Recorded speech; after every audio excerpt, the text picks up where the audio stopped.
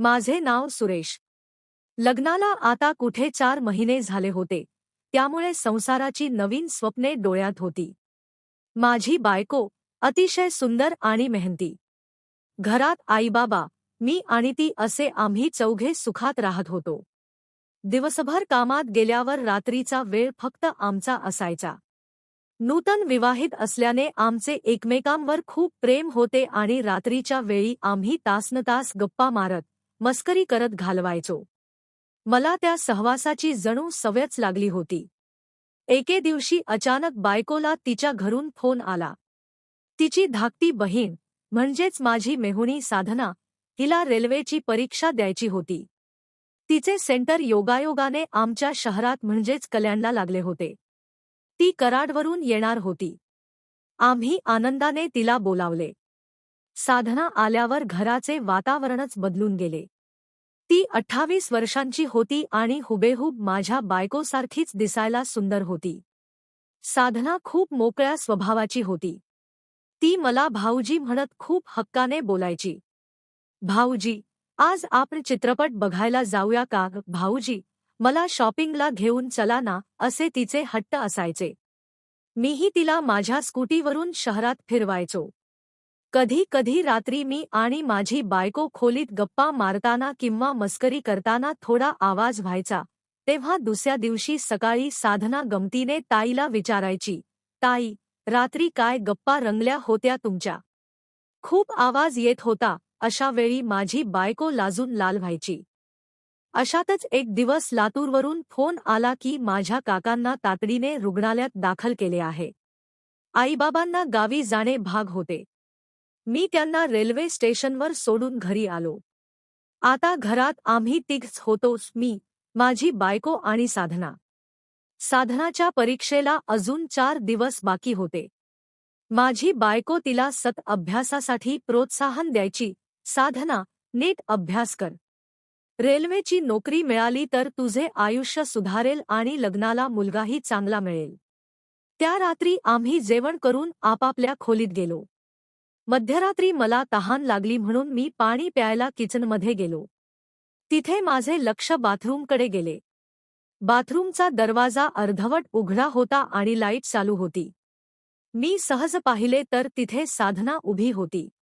मी तिला हळूच म्हणालो, साधना, दरवाजा तरी नीट बंद करायचा ना. ती थोडी दचकली आणि हसून म्हणाली, सगळे झोपलेत असं वाटलं म्हणून मी विसरले. ती बाहेर आली तेव्हा मी तिला विचारले, काय झाले?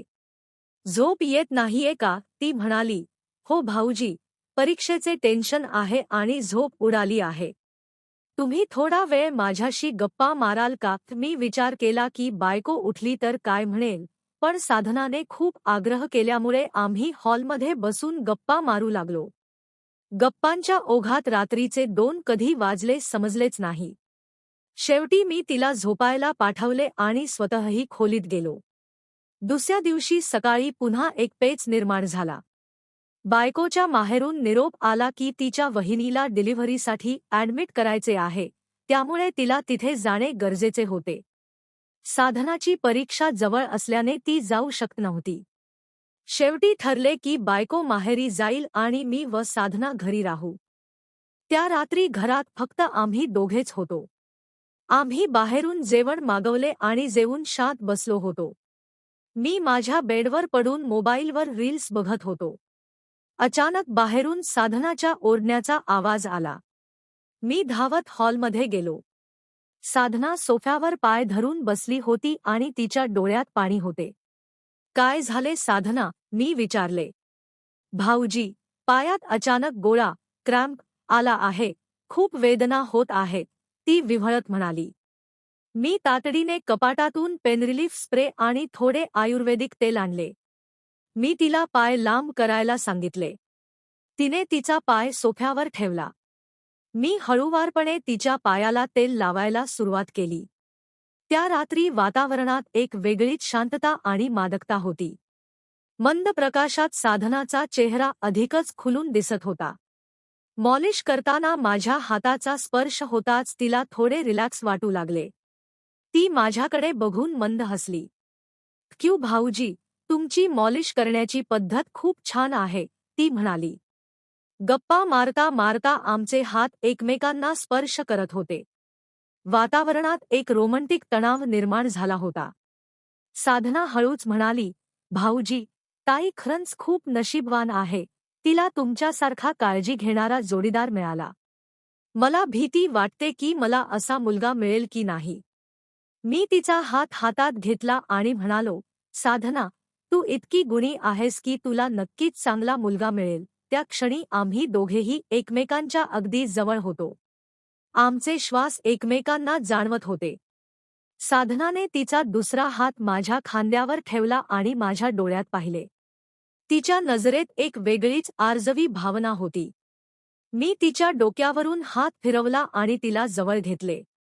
काही क्षण आम्ही तसेच शांत बसलो होतो. तो स्पर्श वासनेचा नव्हता, तर एका विश्वासाचा आणि ओलाव्याचा होता. काही वेळाने तिला बरे वाटू लागले. ती उठली आणि माझ्याकडे बघून म्हणाली, भाऊजी, आज तुम्ही मला सावरलं. हे क्षण मी कधीच विसरणार नाही.